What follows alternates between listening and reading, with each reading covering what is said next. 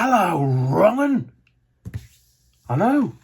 I'm going to get into this because there's a lot to get through today. We're going to talk about Ken Bruce and Hairy the misogynist and Keir Starmer. He's come on my radar and, well, we'll get there in a second. But first I want to go to Ken Bruce. You know me, I've been in radio of all of its forms for 40 years. Is it 40? 79? Wow.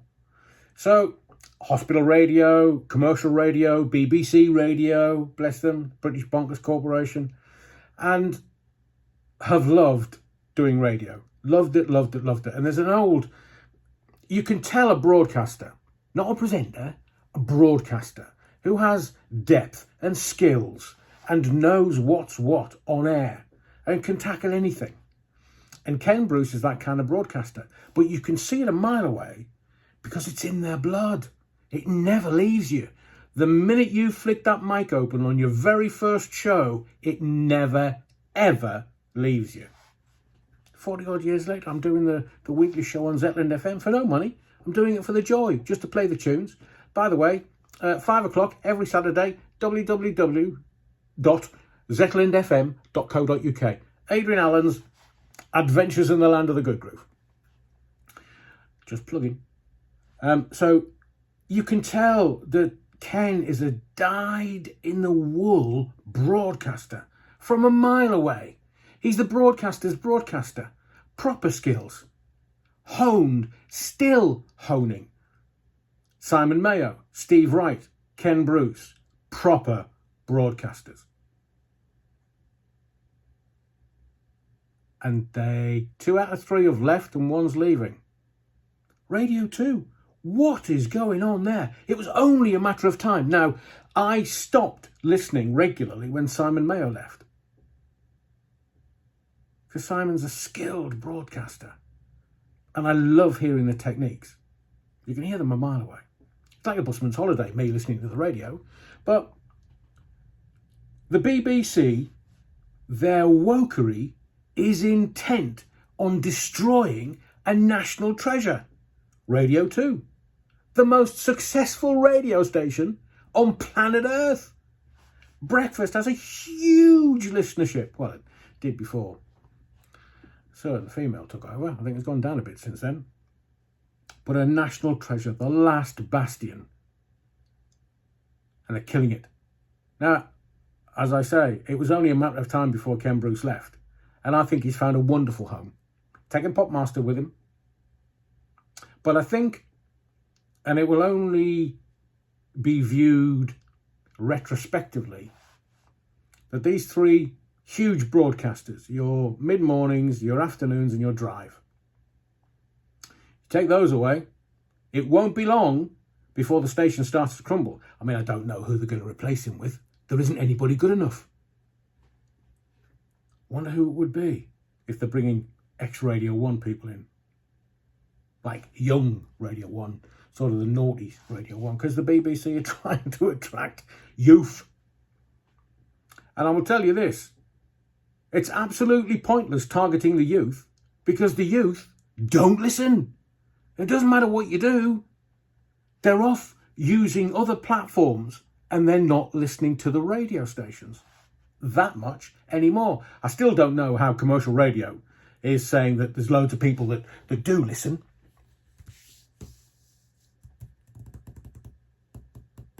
Talk regularly with the youth. Do you listen to radio? Yeah. Bit of Radio 4. Yeah. Bit of LBC. Do you not listen to Radio 1? Nah. Kiss? Sometimes, depends what mood I'm in.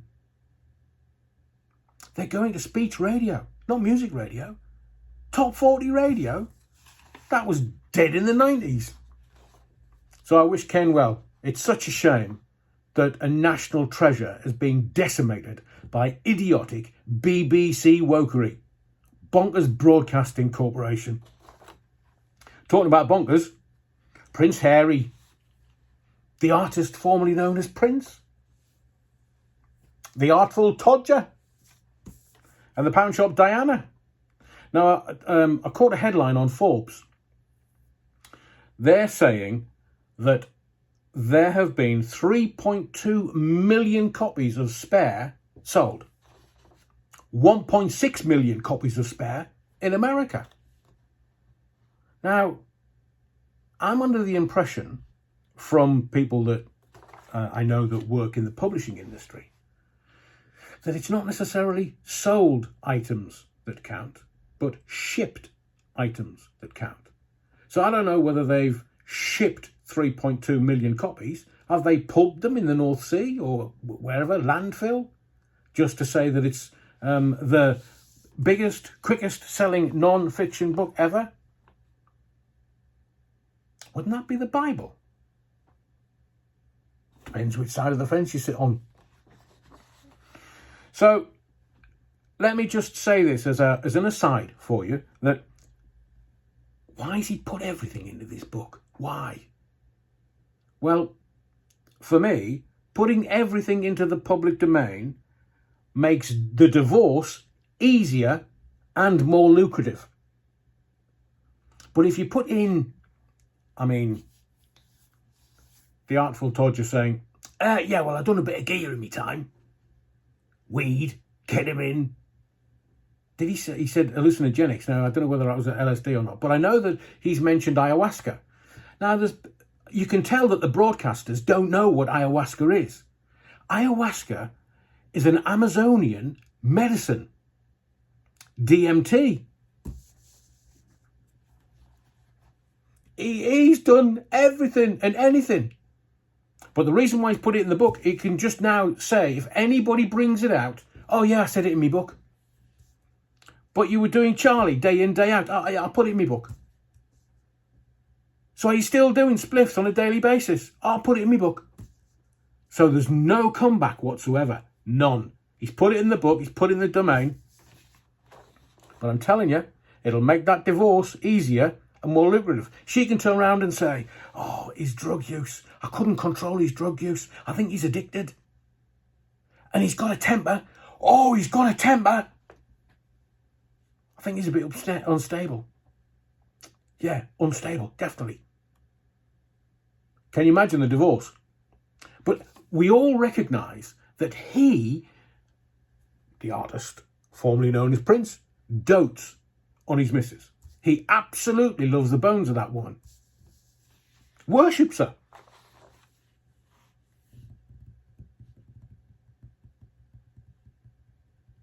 So you know when the Poundshop Diana got her DNA tested and she was 46% Nigerian? Now, I don't know whether you're in a relationship or not, whether you're at the beginning or you've been married for 150 years. But when a couple are quite tight, if they're talking, and sometimes these two were not even talking, I've seen the videos, if she'll have gone to Harry, I'll absolutely guarantee that she's gone to Harry and said, here, H, do you fancy getting your DNA done? And he's simple enough to go, oh, go on then. Yeah, I'll do anything you want, yeah. So she's had her DNA done. Has he? Of course he has. And who's got the results? The Poundshop Diana. So she'll just keep that in her back pocket because we know, everybody knows it's an open secret in this country. Charles has never called him son, calls him darling boy. But it's like Russian roulette. Who's the dad? Who's Harry's dad? Meghan knows because she's got the DNA test. Honestly, did you not work that one out? I'll guarantee you, if my missus came to me and she said, Adrian, I'm going to have my DNA done, I'll be like, you got laryngitis? And if she said, well, I'm going to have it done, why don't you? We'll get 2 for 1. Okay. I mean, my heritage is 1,000 years ago, because one of my uncles did my dad's side. And on my dad's side, we were horse thieves and sheep shaggers in the borders 1,000 years ago, probably Knight Templars. And on my mum's side, oh, there's a story. We got that all the way back to the Vikings in Rollo in France, 800 AD. So when you're doing the family tree, it's a real adventure. It's a real exploration. And I'm sure she could have couched it in, oh, come on, Harry, you know, you're royal. Your blood's blue. Let's have a look and see what's in your DNA. He wouldn't have been bright enough to spot that. She's got it. When's it going to come out? When they file for divorce. If they ever do. I mean, you know, I am speculating, in my view, but they may never divorce. They may live happily ever after. But she's still got that in her trouser pocket. 50 million, they reckon, was the offer for her to skedaddle. It'll cost them billions. Billions. The other thing I thought about was just going through the whole thing. Oh, by the way, I'm taking the book with me. I'll read some more of it. The thing is, though, I'll liken it to drunk food. You know when you've been out on the lash and there's only certain foods that will just ease things. Whether it's cheesy chips or whether it's a kebab, there's always drunk food for you. Well, and then you'll eat it when you're drunk thinking, whoa, wonderful, wonderful, really enjoyed that kebab. And then you'll wake up the next morning thinking, oh, why did I eat that? Well, it's the same with his book. I think, oh, I'll read a few pages tonight. And I'll read a few pages. And I think, oh, I better go and shower. This is just grubby. But I'm taking it with me, and I'm not going to do blow by blow. I'm not going to do it sentence by sentence. I'm just going to read the book and kind of give you an overview of it, because I'm sure there's stuff in there that the press haven't picked up on yet. There'll be loads of it. You could call him Hairy the misogynist. Why? The way he's talking about Caroline Fleck, the way he's talking about Pat the matron, and the way he's talking about his exes. The fact that he's put stuff in his biography, if it's a biography or story or randomness or just a stream of consciousness, because he can. Nobody's going to challenge him. Caroline Fleck's dead. Pat the matron, not sure. Ex-girlfriends, they probably don't want to touch him with a barge pole now. I mean, for me, the key to this whole situation, everything, it's not the royal family, it's the one that's hidden in plain sight. Doria. I am telling you, I don't have any evidence. And I'm not psychic. If I was, I'd be winning the lottery every weekend. I'm telling you, Doria's hidden in plain sight. And she's the key. She's the key. Tom Bauer will definitely uncover some stuff for his new book, which is all about Poundshop Diana. And I had a thought. Nobody's talking about this. No one's mentioned this at all. But we have security services in this country. MI5 and MI6. MI5 domestic, MI6 international. What are they doing? There is a clear and present threat because of what Harry's put in this book. And what are they doing? I mean, Harry's got some guy, there's a picture, and if I knew how to edit video, I would stick this picture into this video, where one of his security personnel is carrying a box with Glock on the side. I mean, come on. How amateurish do you have to be? Is that sort of sending out a picture to the world to say, I have heavily armed protection?